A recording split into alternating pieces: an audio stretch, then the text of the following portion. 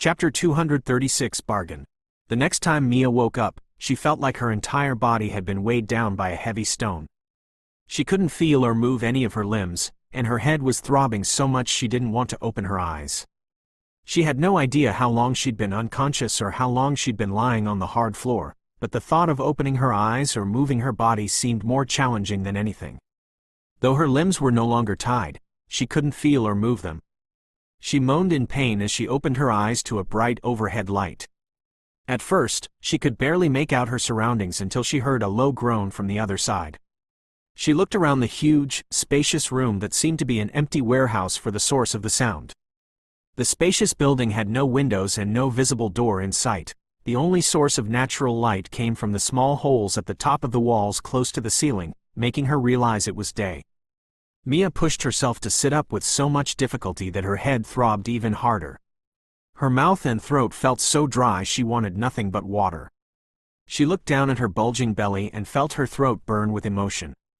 Stroking her stomach and apologizing to her children who, as if feeling her, kicked a little, she was starving and thirsty, and she knew they were as well. In such a condition, she should be resting at home, but she'd been thrust into this because of her stubbornness. If she'd listened to her husband, this wouldn't have happened. Oh Lord, her husband, she thought with tears stinging her eyes. Neil would be mad with worry if he couldn't find her. From the looks of it, she'd been here for more than a day. Whoever kidnapped her surely wanted her to suffer. She was AARGH. Mia's thoughts were abruptly interrupted by a pained groan. She strained her ears at the sudden groaning from the corner. She'd heard it earlier but not as clearly as now. She looked towards the corner with her heart beating faster in her chest. "Who's there?" she asked as she tried to stand on her feet but couldn't. She raised her dress and looked down at her feet, gasping in shock at how swollen and painful they looked. There were red, painful bruises around both her ankles that made her feet so swollen they looked like they didn't belong to her. Mia felt herself begin to panic, but she took a deep breath and calmed herself. Panicking wasn't the best solution in such a situation. The person in the corner seemed to be in so much pain that he groaned again, this time louder and more agonizing than before. His painful groan made her heart slam against her ribs and made her breath hitch as she seemed to recognize the voice a bit. "Zephyr, is that you?" she asked, holding her breath to hear the person's reply. She'd seen him get shot and taken, and the thought that he was the one in the corner groaning in pain made her fear for him more than for herself. It had been her fault. If she had listened to Neil, nothing like this would have happened. "Yes," he replied, groaning in pain and breathing heavily. "AARG. Are you all right, ma'am?" he asked, his voice sounding like it was forced out of him. Mia heard the agony in his voice and felt remorse consume her. Zephyr was a tough guy who never showed his emotions to anyone. He was the kind to hide his feelings and do his job. For the past month he'd been assigned to Mia. She'd never seen him sound like he did right now. "I am all right," she managed to say through her tears of remorse, "but I can't say the same for you." I am fine, ma'am," he replied, breathing heavily as if he was on the verge of passing out. Unable to hold back anymore, Mia pushed herself away from the wall and began to crawl on her knees and palms towards him. Even the crawling was a challenge because of her belly. However, she pushed herself until she was sitting face to face with Zephyr, whose eyes were tightly shut. Mia felt her palms, which were still flat on the ground, touch something sticky. She looked down and gasped at the amount of blood pooling around him and soaking his clothes.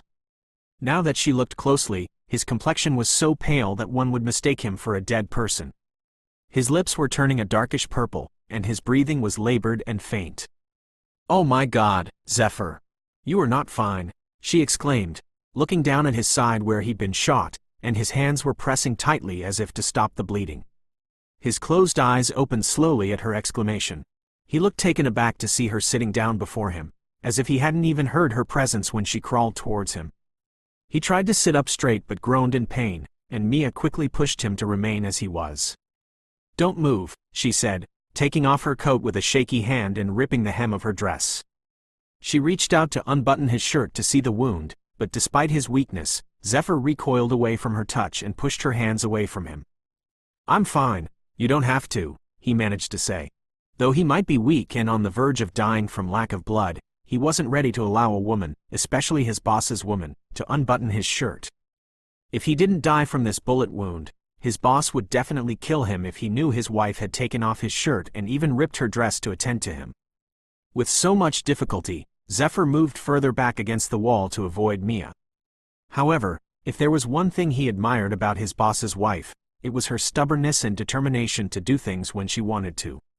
She glared at him with tear-filled eyes and warned with a firm, commanding voice that didn't seem to fit her. "Stay still, Zephyr. We need to stop the bleeding. You're losing too much blood, and I fear there will be no more left in you. If you don't want me telling on you to my husband, don't move." For the first time since Mia had known him, Zephyr chuckled softly, the sound of it so foreign it startled her and made her stop. "Ma'am, if I stay still, your husband will skin me alive if he finds out. I'd rather bleed to death than allow you to touch me," he said, closing his eyes and relaxing against the wall. "I will be fine." Mia stared at him for a while. How come he was so loyal to Neil that he was willing to die rather than let her attend to him? She'd noticed how he tried his best to please Neil and not give him a reason to complain, but she didn't know it went to the extent that he was willing to die. Seeing how much he tried to hold back his groans and how much pain he was in, Mia gritted her teeth in annoyance and firmly grabbed his hand, moving it away from his midriff. She didn't give him the chance to stop her before she began to unbutton his shirt. It seemed he was too weak to even fight her off, or perhaps he didn't want to push her away for fear of hurting her, but he didn't protest and only muttered something under his breath which Mia heard. "Great. I am officially a dead man if the boss knows of this. My husband will hardly mind if he learns you risked your life to protect me. I think he'd give you a bonus. Now be good and let me do my best to stop the bleeding." She smiled faintly as she unbuttoned his shirt. However, the smile vanished the moment she saw the bullet wound on his side. The wound oozed a mix of blood and serum, surrounded by swollen, reddened skin, and a faint, ominous heat radiating from it. "Oh my goodness, it's getting infected," she murmured shakily, her hands trembling as she hesitated to tie the piece of clothing around the wound. "Have you removed the bullet?" He shook his head with so much difficulty, sweat glistening on his forehead. "I was unconscious for a whole day. When I woke up, I could barely move to remove the bullet because it was already swollen." He chuckled humorlessly. "I have accepted my fate, ma'am. The wound is infected already."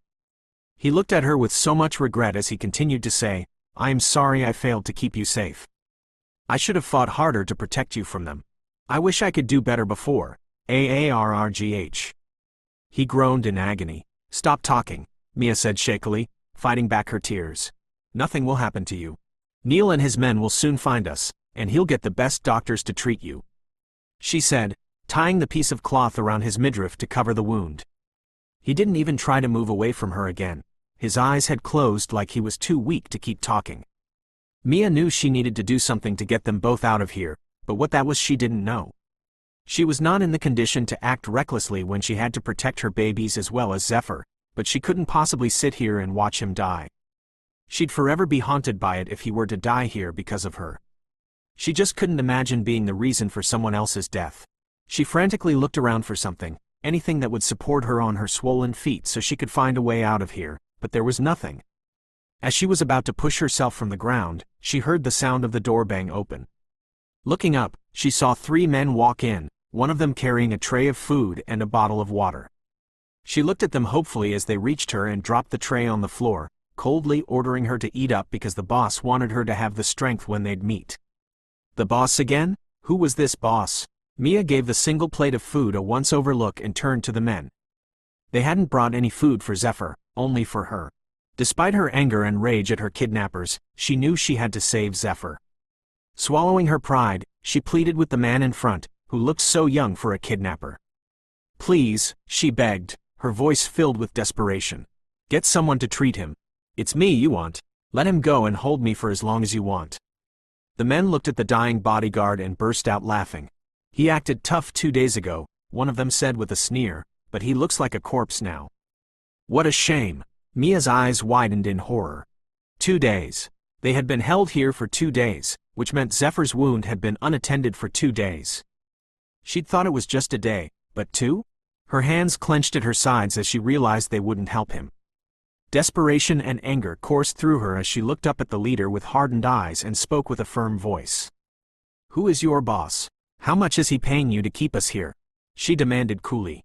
I know you all know who I am and who my husband is. If you let us go, I will pay you double the amount you are being paid to keep us here. My husband will top it off for you. Name your price." The men fell silent for a second as if considering her words before they laughed in her face again. "Do you take us for fools?" the leader mocked. "We know your plan. You'll bargain with us, then get the authorities after us once we let you go. Dream on, bitch." Mia tried to speak again, but the leader crouched down and roughly grabbed her chin.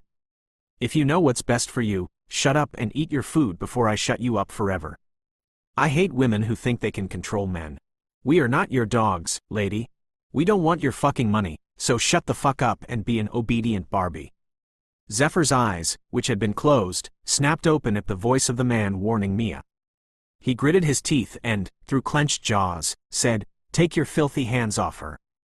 Though he was weak, his voice was firm, and his hazel eyes were murderous as he glanced at the leader.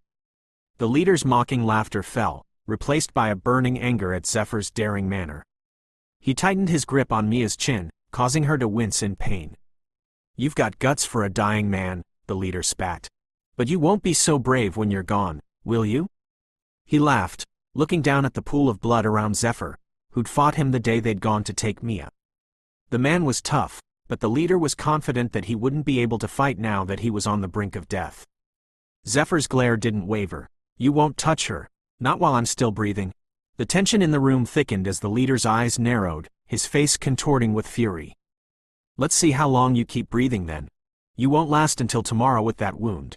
With that, he shoved Mia's face away and stood up, barking orders to the other men to leave. They filed out, leaving the tray of food on the floor and slamming the door shut behind them. Mia crawled over to Zephyr, her heart aching at his pained expression. Despite his condition, he still tried to protect her. "I'm sorry I got you into this," she whispered, tears streaming down her face. "Don't be," he rasped, his voice barely above a whisper. "Just survive. For your babies and for the boss. You make him so happy, and I'm glad he has finally found the happiness he deserves in life. As long as you continue to do that, I will be at peace wherever I end up." Chapter 237. Take off your dress. At the Galvera estate, countless soldiers could be seen around the premises with guns, while outside the gates, reporters swarmed the grounds, hoping to catch a glimpse of Neil Wayner and interview him about his wife's sudden kidnapping. Word had already spread around the country about Mia Galvera's disappearance and how her husband had turned the city upside down to find her. But none of the media people had gotten the opportunity to see him or get him on their cameras. He had been all over the place for the past 3 days his wife had been missing. His residence was a no-entry zone with so many soldiers surrounding it, and so the reporters stood outside waiting, with some of them standing at the gate and others sitting around eating their breakfast, as they hadn't left the premises for long. Inside the house was as quiet as a mourning house. The soldiers weren't allowed inside, only Liam, who'd been trying to get his friend to eat even a bite of food. For the past 3 days Mia had been missing. Neil hadn't sat down in one place for more than 20 seconds, nor had he slept or eaten anything. He hadn't even stepped into his house, as he swore to only get inside after he'd found his wife. But somehow this morning, Liam had persuaded him into coming back home. "Neil, you can't continue like this. Can you even see yourself? You look terrible," remarked Liam, who sat before a table filled with the food he'd ordered for Neil. But his friend didn't even spare the food a glance. His head was bent down over his palms. He'd remained like that for 2 hours since he'd been forced back home by Liam. "Neil," Liam called his name again to gain his attention. "I can understand your feelings, but..." Neil snapped out, "You have no idea what it feels like to be in my shoes. How could I eat when my wife is somewhere suffering or even being tortured?" He stood up, running his fingers through his hair in frustration as he paced. "Do you know how it feels to hear her voice calling out to me every time I sit down? She's pregnant, for goodness sake. She suffers from occasional pain in the stomach. How could I relax, knowing she's in the hands of some bastard suffering?" His voice softened to a bitter note as he looked at the food Liam had ordered. "I can't eat. By God, if I ate that food knowing she's probably starving, I might choke to my death." He swallowed convulsively to hold back his emotions, then, looking at Liam, and seeing the remorse in his eyes, he muttered softly, "I'm sorry." Then he walked up the stairs to a room that reminded him of his wife. Entering the room, he banged the door and fell to his knees. He didn't cry. but he could feel his eyes burning with the tears he hadn't allowed himself to shed for over 20 years. Not once had he ever cried since he'd lost his family. It was like he'd lost the ability to shed tears, but now he could feel it burning his eyes. He clenched his fists as he recalled how he'd gone barging into Kelvin Rodrigo's hospital room 2 days ago.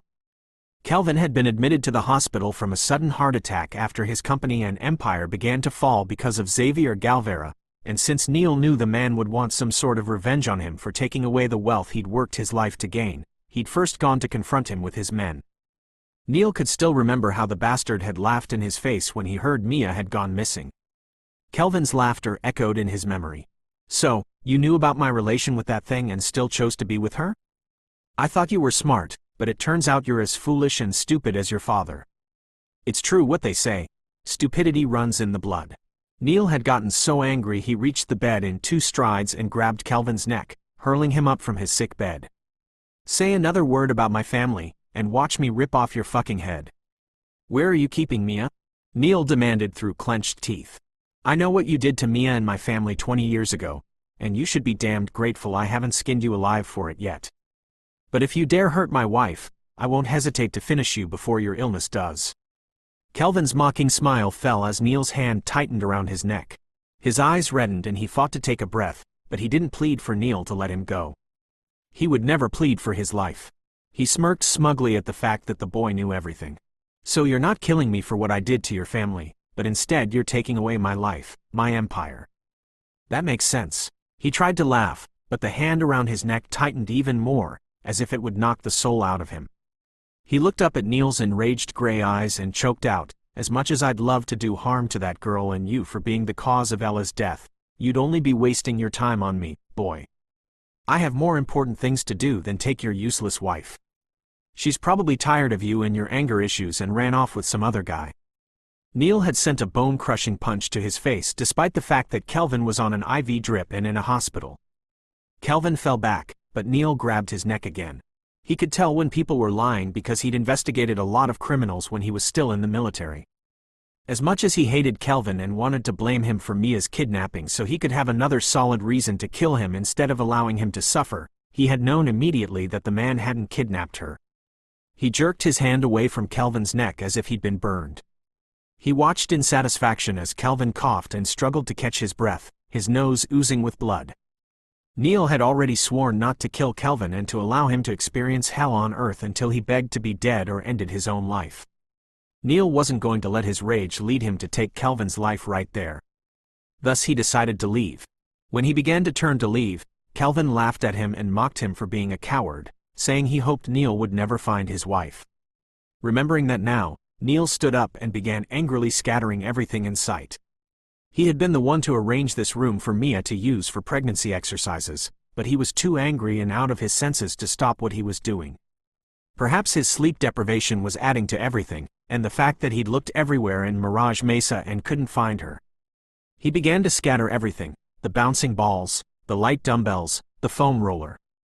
The wall mirrors reflected his fatigued appearance, making him even angrier, until his eyes fell on an electric rocking chair, and he stopped dead in his tracks, about to shatter the wall mirrors. The electric rocking chair wasn't just Mia's favorite, but his as well. He recalled what they'd both done to make the chair their favorite spot the first day he'd brought her into the room to take a look.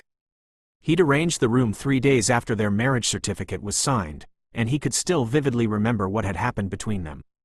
The sight of it brought a sudden wave of emotion crashing over him, nearly knocking the breath out of his lungs. He staggered forward, reaching out a trembling hand to touch the soft armrest, his fingers brushing against the soft fabric as the memories of that memorable day flooded his mind. "What is this?" she'd asked, walking around the weird-looking electric chair that vibrated under her touch, and Neil laughed at her reaction of jolting back at the sudden vibration. "I saw it on an ad. It's an electric rocking chair for pregnant women." "What will I be needing it for?" "Exercise. It says on the manual that it helps relax the tense muscles and helps with blood flow. If you're feeling tired, you can always rely on it to help you relax." She regarded him skeptically. "And you believed what the manual and the ad says? How can a weird-looking chair like this help me relax? I don't think I'd be needing it." "You will, my love." He grinned boyishly. "Let me show you how it works."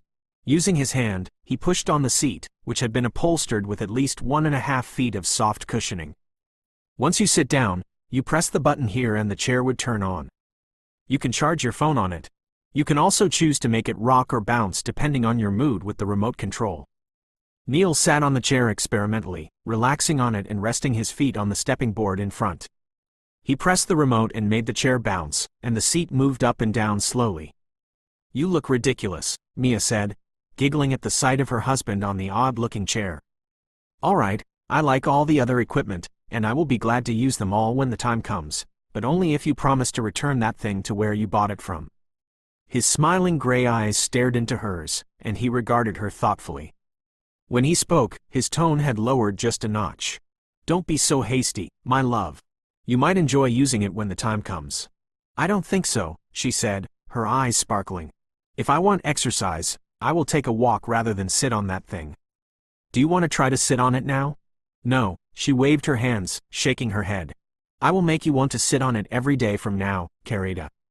His gaze traveled from her head to her toes in a single hot sweep. And then he astonished her by murmuring, "Take off your dress." Chapter 238 Unmoving. "Take off your dress." "What?" She shook her head, bemused. "Why?" "Because I want to teach you something that will make you love the chair," he affirmed softly. He relaxed back in the chair, propping one foot on the stepping board. The wicked challenge in his eyes was unmistakable to his bemused wife. Mia regarded him uncertainly. Although she was by no means inhibited, she was hesitant to remove her clothes in the middle of the day, with sunlight streaming through the floor-to-ceiling windows. Cautious but amenable, she started to unfasten the string of her dress. "What if we are interrupted?" she whispered. "It's our house." "Yes, but what if one of the housekeepers comes in here to ask something?" "They know better." He watched her hands alertly as she fumbled with her dress zipper. "Do you need help with that?" Mia shook her head, feeling excruciatingly self-conscious as she stepped out of her house shoes. She unfastened her dress, let it fall to the floor, and unhooked the clips of her bra. When that, too, was discarded, she was left in her purple panty, with her hair only covering her breasts. A brilliant blush spread up to her hairline as she reached to take off the panty.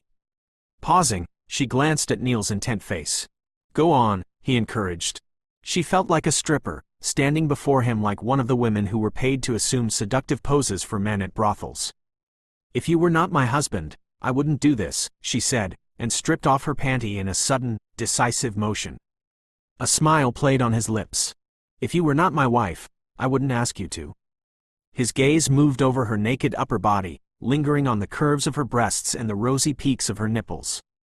His breathing changed noticeably, and his fingers twitched as they rested on the arm of the chair. "Walk to me." "No, don't cover yourself." Mia came to stand before him, gooseflesh rising on her skin as he touched her shoulder with a feathery stroke of his fingertips. His warm hand moved downward, tracing the shape of her breast, his thumb brushing over the nipple. She felt him pull at her buttocks and moved her closer to him. She reached up her hands to self-consciously cover her chest again, but he caught her wrist. "No," he said, his voice slightly raspy. "Don't cover yourself. I like the shape of your breasts." Her gaze stole to the obvious bulge in his trousers. "Apparently so," she muttered under her breath. He grinned and exerted more tension on her wrist, pulling her forward. "Climb onto my lap." Carefully she placed her foot on the stepping board. His hands clamped on her waist and lifted her up. She collapsed onto his lap in a giggling heap, her arms automatically linking around his neck. The chair jerked back, and they sank downward several inches. "This isn't going to work," Mia exclaimed, laughing uncontrollably. "Cooperate," he said sternly, his gray eyes smiling. "Yes, sir." Feigning meek obedience, she let him arrange her legs on either side of his lap, until her thighs were spread wide and she was left utterly vulnerable. Gradually the giggles died in her throat. "Are you going to remove your clothes?" she asked, jumping a little as his hands slid to her bare bottom. He cupped her and lifted her body upward. "No, but I want..." "Shush." He took her nipple into his mouth, drawing with sweet, hot suction. At the same time, his fingers wandered high inside her thigh, until the backs of his knuckles brushed across her sensitive skin. Every time she moved, the chair bounced gently, forcing her to wrap her arms around his neck for balance. His fingers slipped inside her and stroked until she was wet and throbbing. Closing her eyes against the dazzle of sunlight from the floor-to-ceiling window, Mia rested her cheek on his thick hair as he suckled her breast. Too impassioned to wait, she reached down and tugged at the fastenings of his trousers. He caught her fumbling fingers and pushed them away. "Let me do it," he said with a soft laugh, "before you injure your fingers." Panting, she pressed closer to him as he unfastened his belt and freed his swollen erection. With a soothing murmur, Neil positioned her over his hips, canting them to just the right angle. She sank down eagerly, gasping as he filled her completely. Her hands clutched at the fabric of his shirt, fingertips digging into the smooth material. "Hold on to me, my love," he whispered. When she had wrapped herself around him, he pressed a button on the remote and the seat dropped several inches in a sudden electric jolt. The movement forced Mia harder onto the hilt of his shaft, and she whimpered in pleasure. Neil smiled as he stared into her wide, unfocused brown eyes. Color burnished the edges of his cheekbones and the bridge of his nose, and sweat misted his skin. His thighs went taut as he pressed the button once more, and the chair jolted them down again. "Is this all right?" he murmured. "Is it too much?" "No," she gulped. "Do it again." Obligingly, he pressed a button and allowed the chair to automatically bounce on its own without him having to press it again. The bouncing motion evoked a rhythmic squeak from the chair. Mia held on tightly, her body gripping his intimately. Each drop of the seat caused the stiff, thick shaft to push harder inside her, again, until the stroking, grinding motion caused her to convulse in a release that had no end. Feeling the spasms of her body, Neil impaled her one last time and groaned in satisfaction. When at last he leaned backward with her body clasped in his arms, Mia draped herself over him, utterly relaxed. Their bodies were still joined, and she moaned as he flexed inside her. "Are you still against keeping the chair?" he breathed, and when she shook her head, he smiled in satisfaction. "Good. One never knows when we'd need to exercise on it again." Mia's eyes jolted open. Instead of staring at the familiar ceiling of her exercise room, she was met with a dirty, high brown ceiling that she was certain would drip water if it were to rain. She'd had a wonderful dream of her time with Neil on the electric rocking chair he'd bought for her after their marriage. The dream had felt so real she'd almost forgotten about her ordeal in this cold, empty warehouse that smelled like urine and blood. How she wished she could go back to that day in the exercise room with her husband, to be in his strong arms and bask in the warmth of his presence. But reality sucked, and she was stuck in a place that made her nauseous and sick to the bone. Unwilling to sit up from her lying position, Mia turned her head and glanced at the half-eaten plate of food. She hadn't been able to eat, but she had managed to get Zephyr to eat a little before he'd fallen asleep in the afternoon. From the looks of it now, it was already night, and she still had no idea what her fate was or why she was kidnapped. She was starving and tired. She craved her soft bed and a good sleep. She missed her husband so badly she felt like crying every time she thought about what he must be going through without her. She knew he wouldn't be coping well without knowing where she was. And she knew it might take him some time to find them because, from their long drive, she could tell they were out of Mirage Mesa. Suddenly feeling lonely in this cold place, Mia wrapped her arms around her stomach and allowed the tears she'd been fighting back to fall down her cheeks. She longed for her husband, craved his cooking and care, and most especially his warmth. How long would she be kept here before her kidnapper showed himself? How long would Zephyr hold on? Zephyr. She hadn't checked on him since he had fallen asleep. Before he'd fallen asleep in the afternoon, he'd kept her company by telling her how he'd met Neil in the military and what made him so loyal to him now. She hadn't asked him, but he'd willingly begun to tell her, and she'd listened and even cried for him. He'd told her how his own mother had hated him for looking like his father, who had broken her heart by running off with another woman. "She sent me to the military at a very young age to get rid of me," he told her with a smile. "She hated the sight of me to the extent she'd almost burned my face at some point. But I was grateful she finally decided to get rid of me because if she hadn't, I fear I might have ended up hurting her myself. Life in the military hadn't been easy because I was the quiet boy and people avoided me, thinking I was a creep." Mia had listened to him with such attention that she'd sat in the corner. "I remember the first day I met the boss. I knew immediately that I would follow him wherever he went and be loyal to him for the rest of my life." "Why?" she had asked. Zephyr had smiled bitterly and replied, "Because he saved my life. Back then, I was so young and believed the world was out to get me. I had no friends and got bullied by the seniors in camp. I got into a fight with a group of boys one day, and they ended up beating the shit out of me. I got a few broken bones and felt like a loser. I hated the world and everyone in it. Then I decided to end my own life. I ran to the forest where we trained and hung a rope from a tree. But who would have thought the boss was casually sitting up there, secretly smoking on the tree? I was about to hang myself when I heard his voice from above. He said, "You don't want to do that, boy." I was so startled. I thought the heavens were speaking to me. Zephyr had smiled warmly as he spoke, as if remembering the day made him happy. Mia could tell it was a day he'd never forget. He talked me out of it, and you know what he did that made me swear my loyalty to him? No. What did he do? He went after those who had bullied me and beat them up one by one until he made sure they'd never cross me again. Since then, he said I could report to him if anybody else touched me in camp. From then on, I began to hang out with him and Sir Liam until now. Zephyr's story had touched Mia to tears, and it made her love her husband even more for changing the life of a boy. She silently promised to make sure Zephyr would be introduced to women. He deserved to be loved and have a family of his own, and she vowed to see that the walls he'd put up would break if they got out of here. Now that she thought of him, she pushed herself off the ground to check up on him, as he'd been sleeping for quite a long time. She crawled towards him as her feet were still swollen. As he was lying on his good side, she couldn't see his face. Sitting beside him, Mia shook his shoulder. "Zephyr, get up so I can take a look at your wound." Silence. He didn't move or stir from her shaking.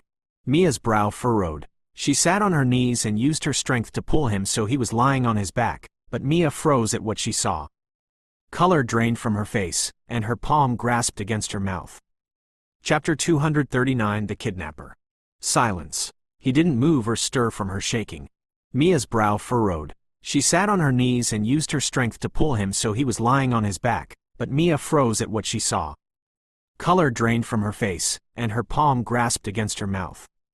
Mia gasped, trying to hold back her scream and the nausea rising in her throat. She couldn't believe her eyes at first. With shaky hands and tears blurring her vision, she called his name and shook his shoulder again, but to no avail. Zephyr remained stiff as a frozen piece of meat. His eyes were wide open, and his lips had turned completely dark. His face was as pale as a sheet. There was no sign of breath in him, nor was there a heartbeat. Her hands flew to her face, covering her mouth and nose as she began to shake her head in denial at the realization that Zephyr was dead. She broke down. Her shoulders trembled uncontrollably, her body shaking with the force of her sobs. She cried out, her voice choked with emotion. "I'm so sorry. I'm so sorry." She hugged herself protectively, rocking back and forth as she wept. He'd died because of her. She'd caused his death. How would she ever live with herself, knowing a kind soul like Zephyr was killed because of her stubbornness? If she'd not dragged him into driving her that night, if she'd not tricked him, perhaps he'd have still been alive. He had died a terrible death because of her. He'd gone through days of pain until his last breath because of her. She hugged her knees, crying until she had no more tears left and her voice was lost. Zephyr's reassuring words before he fell asleep in the afternoon echoed in her mind. He'd looked at her with a smile and told her, "Ma'am, if I don't survive this, please never blame yourself. I will die a happy man knowing you wouldn't live with the guilt." Recalling his words only made her cry out even more. How wouldn't she blame herself when it was her fault? "Oh, Zephyr," she cried until she had no more tears left in her and her voice was lost and her energy was drained, leaving her feeling empty. A few minutes later, she sat down like a statue without even blinking, staring into space. She heard the door of the place open, but thinking it might be the men who'd brought her food the other day, she didn't bother to stir from her position. She was exhausted both emotionally and physically. Thus, she remained like that until she heard the last voice she'd expected to ever hear again. "What the hell is this? Didn't I tell you to put her in one of the rooms upstairs with a bed? Why is she in this shithole?" came Owen's voice from the entrance as he yelled at his men. As if awoken with cold water, Mia jolted back to her senses. Slowly, she turned towards the entrance, gooseflesh rising on her body at her full sight of Owen yelling at his men. She blinked at the sudden realization that Owen was the boss they had been talking about all this while. He had been the one to kidnap her. "Sir, the lady was being difficult, so I thought if she spent a few days here, she'd come around." A resounding slap landed on the face of the man who spoke. "That woman is going to be my wife in a few months. How dare you put her in a place like this?" he gritted out angrily. He'd specifically told them not to harm her and make sure she was comfortable until he came. Imagine his shock when he walked to the room he'd arranged for her only to find this fucker of his man sleeping in the room, on the bed, while his Mia was in a place that smelled like an unwashed public toilet. Owen was so angry he wanted to beat the shit out of the idiot, but then he thought that could wait for now. He'd traveled all the way from Mirage Mesa to come see his woman and keep her company. He'd brought some special dinner arrangements for both of them to enjoy, as he knew she might be dying to have something good after spending 3 days in a place like this shithole. Mia was still processing everything when Owen approached her. Impulsively, she backed away from him. "How could you?" she muttered softly, her lips trembling as she realized Zephyr was no more because of this monster. She'd known Owen had changed from the boy she knew in whispering way, but she'd still believed deep down that there was some good left in him. However, now she was more than convinced that he was beyond redemption. As much as she wanted nothing to do with him anymore, she was forced to be in his presence now. "Oh, sweetheart, you look terrible. Why didn't you eat your food?" Owen asked, his expression laced with a concern that disgusted her to the bone and made her regret every single day she'd spent with him in whispering way. Mia glared at him, her body trembling with rage. You monster," she spat out, her voice barely above a whisper but filled with anger. "You killed him. You killed him." Owen's smile faded, replaced by a cold, calculating look as his eyes moved to the body lying beside her.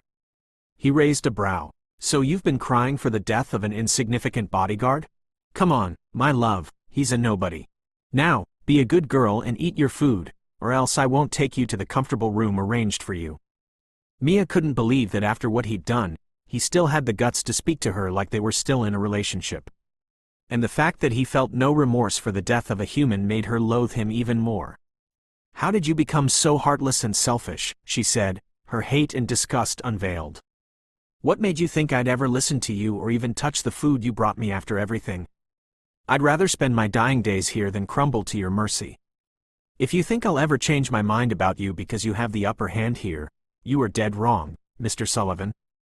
I, Mia Galvera, will never take anything provided by you. And mark my words, my husband will make you pay for everything you've done." Owen's hands balled up at his side at her words, his anger evident in his blue eyes that bore down at Mia as if she'd ripped his heart out and stabbed it countless times. How dare she still call that son of a bitch her husband? And what made her think that fucker would ever see her again? It seemed she needed to be taught a few lessons so she'd learn to respect and accept his love. He hated the look in her eyes as she looked at him, and it seemed he'd been going too easy on her. Some women just needed a little discipline before they'd obey. "Mia, he said in a sing-song tone. "I hate to resort to this method, but you've left me with no choice at all, my sweet. If you don't want me using that big belly of yours as a ball, you have to learn to obey me and do everything I say," he warned with a smile on his face. Anyway, no matter how he treated her now, she'd still forget it by the time his doctors performed the brain surgery on her after she gave birth and he took her away. So why not just discipline her? Disbelief and horrified, Mia clutched her stomach protectively and backed away until she felt her back come in contact with the wall behind her.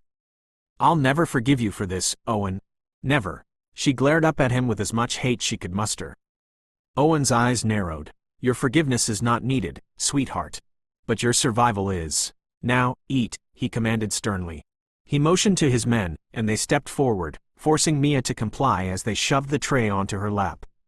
With tears of anger and helplessness streaming down her face, Mia reluctantly began to force herself to eat for fear that Owen would stay true to his words and hurt her unborn children. As she ate the food without tasting it, her mind raced with thoughts of Neil, praying he would find her before it was too late. And as if reading her mind, Owen came to stand before her with one of his men pushing a chair for him to sit on. He looked down at her with a smug smile as she ate and glared at him. "What an obedient girl. You must want to know about your fucker of a husband," he said, retrieving his phone from his pocket and browsed through it before shoving it in her face to watch. "Look what he is doing. He couldn't find you, and so he resolved to this. What a loser." He laughed in her face as her lips began to tremble at the sight of Neil on the screen. The food remained suspended in Mia's throat as she watched Neil's exhausted face in the press conference he seemed to be holding to find her. Heavy dark bags were under his eyes, and he looked to have lost weight as his shirt seemed to hang loosely on him. It was like he hadn't been sleeping or eating. Mia felt a tight knot in her chest and her eyes filled with tears. "Oh Neil, what have you done to yourself?" she thought in agony as she listened to his voice in the press conference. "Just like I've said, I'm willing to give $100 million to whoever finds my wife's whereabouts. If the $100 million isn't enough, I will give away anything as long as she's brought back to me." Mia felt her throat burn with emotion as she saw the desperation in those weary gray eyes of his. She clenched her fingers around the tray of food as Owen took the phone away from her view with a laugh that bit at her nerves. She glared at him with tear-filled eyes, but he reached out to touch her cheek. She moved away from his touch. "You better get used to my touch because it's the only one you'll ever receive from now on. Wayner is a loser. He's willing to give away his wealth to find you. And..." Owen trailed off as an idea suddenly popped into his mind. Neil Wayner had taken away a lot of his wealth. He'd lost too much because of Neil, and he'd sworn to make the bastard plead to him on his knees. Now that Neil was at his lowest point and was willing to give anything to find Mia, Owen could use this opportunity to get back at him and make him plead on his knees before ending his life. Then, just like his own plan, he'd get rid of Mia's baby and take her far away from the little bitch, Mariana, who he knew would come after them if anything were to happen to Wayner. This was a golden opportunity that he might never have again if he let it go. Damnation, he'd enjoy this so fucking much. Mia saw the glint in his blue eyes and heard his bone-chilling laughter, and knew immediately that Owen was up to something else. "What do you plan on doing to me?" she asked calmly, swallowing convulsively to stop the sudden constriction in her throat. "Don't you miss your husband, my love? I will bring your husband to you, and you can say your last goodbyes before I end him right in front of you." Chapter 240 heard her voice. After Neil left the press conference where he had announced his decision to offer any amount to whoever found his wife, his phone had kept on ringing non-stop throughout his way back home. Home, a place he'd once looked forward to going back to, but was now dreading. It was useless looking in Mirage Mesa for Mia after his men had viewed all the surveillance cameras in the city and discovered that the cars that had taken her had left Mirage Mesa and disappeared into the night with no other means of tracing them. He'd received calls from countless unknown people claiming to know where his wife was. They sounded convincing, and he'd have believed them, but they claimed she was in Mirage Mesa and demanded the promised money up front before disclosing her location. He knew something like this would happen once money got involved, but he was too desperate to wait for the military to search the other cities, which would take longer.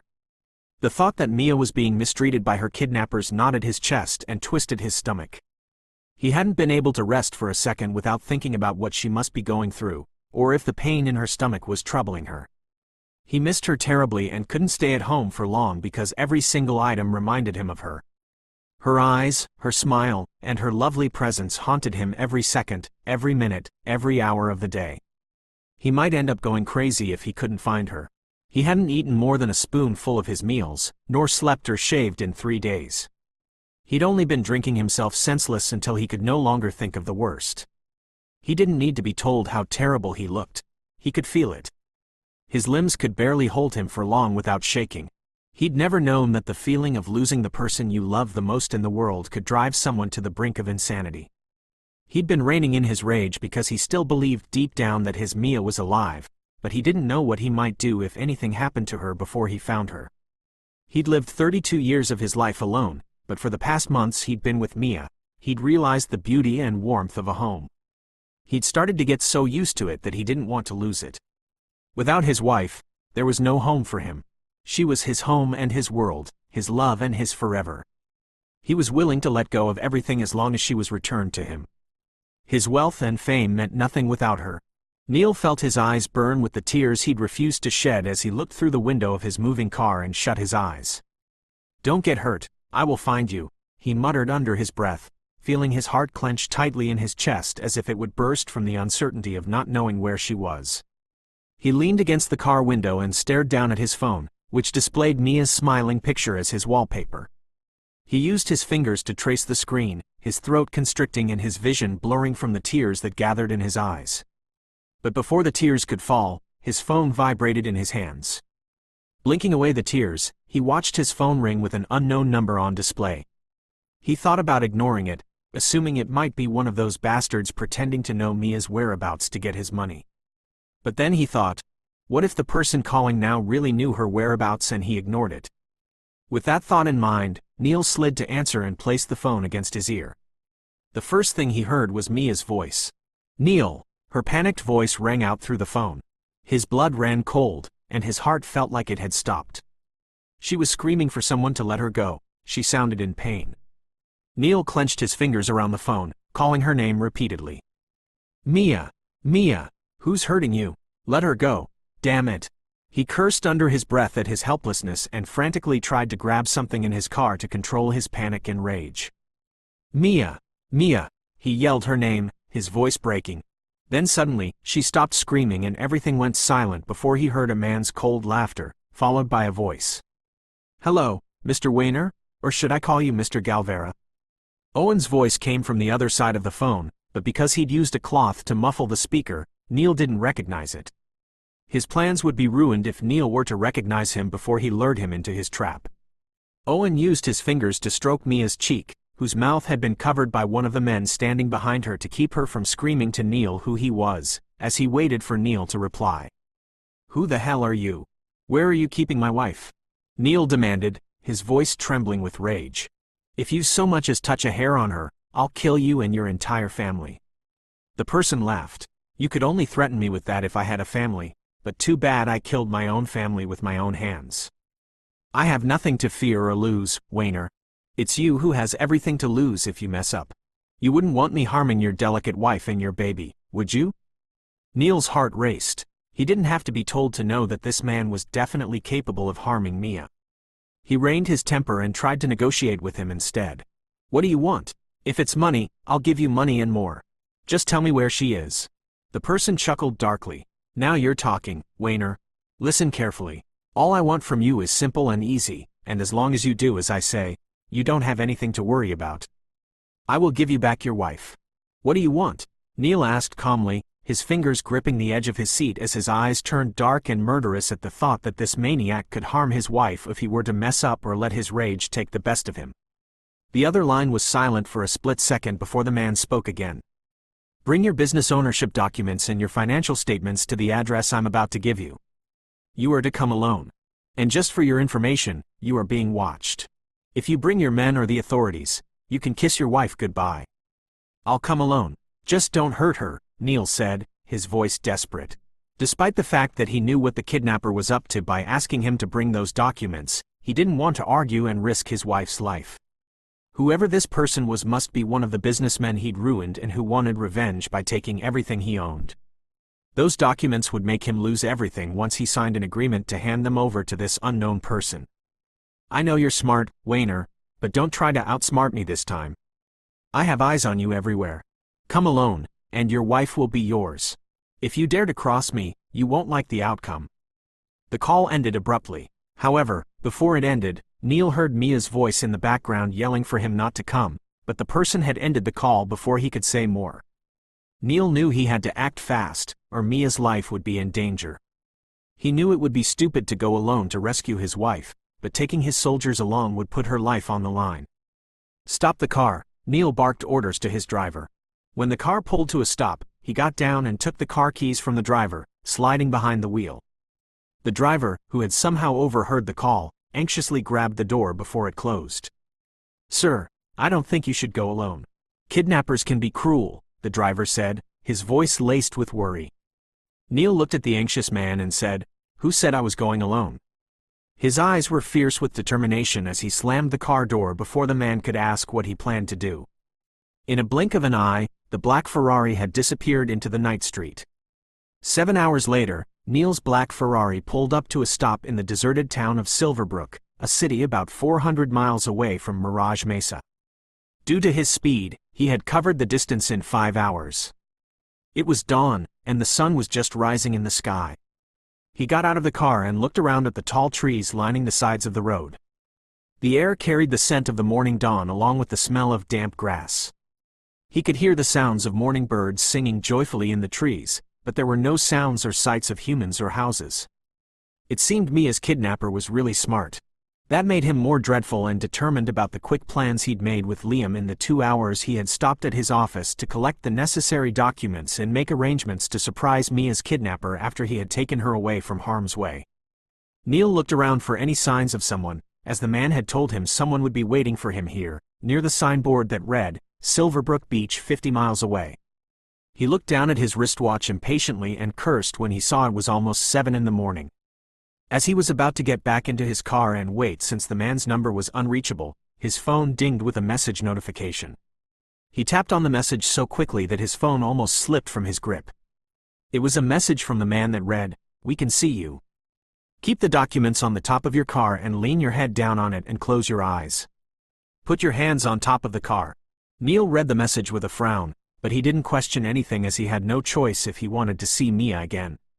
He leaned down on the car while silently vowing to teach whoever this person was a lesson once he got his Mia. He leaned over the car with his hands on top for 5 minutes before he heard footsteps, but he didn't look as his eyes were closed.